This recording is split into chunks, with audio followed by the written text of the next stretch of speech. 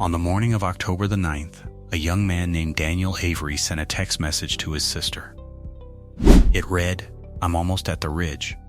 The view here is unreal. I'll call you tonight." That call never came. 3 days later, search dogs would lose his scent at the exact same spot, as if he had simply stepped off the face of the earth. No blood, no struggle, no body, just his backpack, sitting upright against a tree, perfectly zipped, as though he had set it down for a moment and never come back.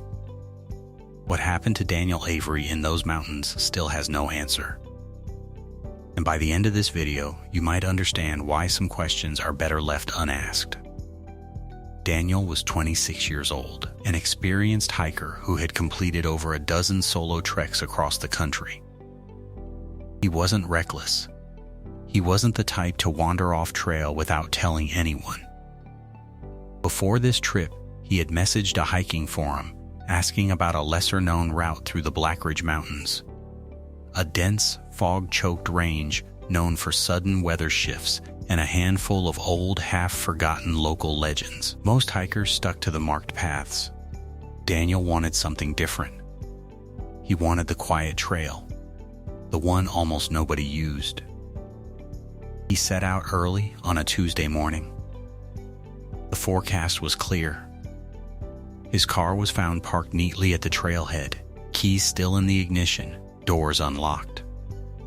A park ranger noticed it 2 days later, only because it hadn't moved. Inside, investigators found his phone charger, a half-empty water bottle, and a folded paper map with one section circled in red pen.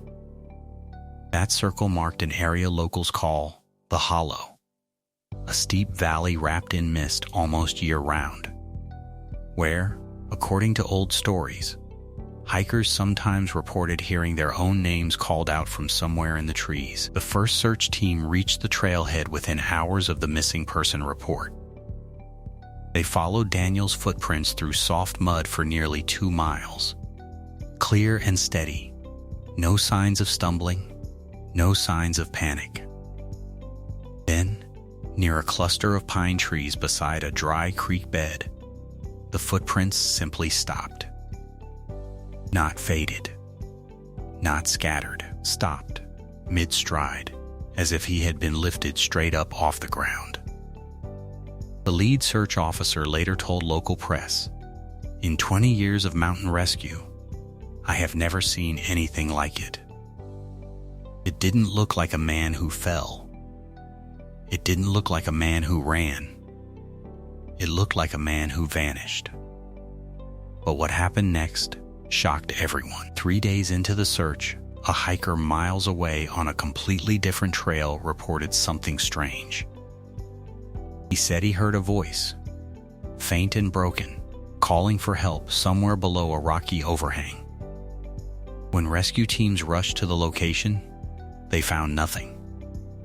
No tracks, no disturbed earth, just an old rusted bell, half buried in the dirt, the kind sometimes used decades ago to mark forgotten mining shafts.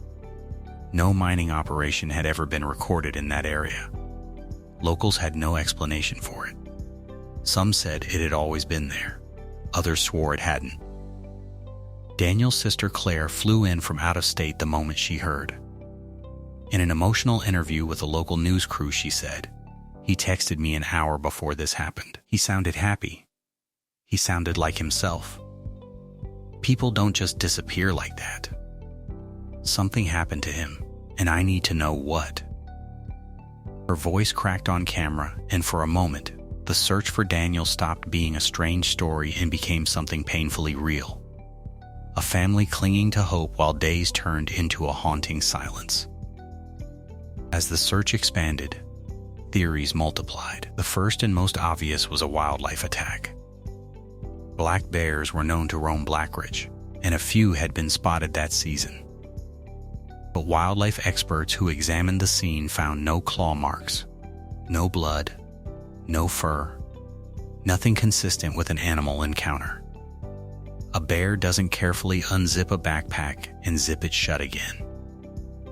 It doesn't take a man without leaving a single trace of struggle. The second theory was far darker. Foul play. Could someone have been waiting for him on that trail? Investigators pulled phone records, financial history, even old messages, searching for any hint of someone who might have wanted to harm him. They found nothing. No enemies, no debts, no suspicious contacts. Daniel was, by every account, an ordinary young man who simply loved the mountains. Then came the third theory, the one nobody wanted to say out loud at first. A fall into an unmapped cave or sinkhole. The Blackridge Range was riddled with old, undocumented limestone formations, some collapsing without warning. Search teams brought in cave rescue specialists, lowering cameras into every crevice within a half-mile radius. They found narrow tunnels, eerie underground chambers untouched for decades, strange claw-like scratch marks on stone walls that no one could identify. But no Daniel. Just silence, and the echo of dripping water in the dark. It was during this underground search that something deeply unsettling surfaced. One of the cave specialists, a man named Russell Cole, later admitted something to a local journalist that never made it into the official report. He said that nearly 200 feet into one tunnel, his radio briefly picked up a voice. Not static. Not interference. A voice, calm and clear, saying a single word, "Stop." When he checked the recording afterward, there was nothing there. Just silence on the tape. He refused to go back into that section of the cave again. 11 days after Daniel disappeared, the official search was called off. No body. No conclusive evidence. The case was filed as missing, presumed dead under unknown circumstances, a label that gave the family no comfort and no closure. Claire continued searching long after the official teams left, returning to Blackridge every few months, posting flyers, speaking to hunters, speaking to old-timers who knew the mountain better than any map. It was nearly 8 months later when something happened that reopened the entire case. A group of hunters, deep in a section of forest nearly 4 miles from where Daniel vanished, far beyond any search radius, found a hiking boot wedged into the roots of a fallen tree. It matched the brand and size Daniel had been wearing. Inside the boot, perfectly preserved, was a small folded piece of paper.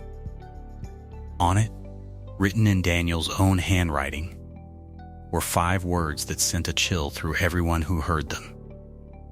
I don't think it's animals. No further explanation. No date, no indication of when it was written or how the boot traveled 4 miles from where his trail had ended.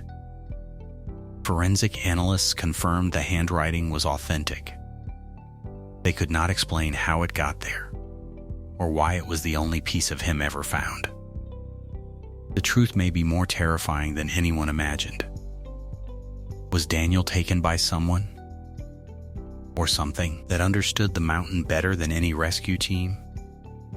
Did he stumble upon an underground world that swallowed him whole? Or did he simply walk somewhere no living person was ever meant to follow? To this day, Claire still keeps that folded note in a small frame on her desk, a final message from a brother she never got to say goodbye to. Words that raise far more questions than they answer. Some say the mountains hold memories of every person who has ever vanished within them, whispering their names back into the wind. Maybe that's just folklore. Or maybe Daniel Avery heard something the rest of us never will, and chose, or was forced, to follow it into silence. Let me know your theory in the comments. What do you think really happened to him out there?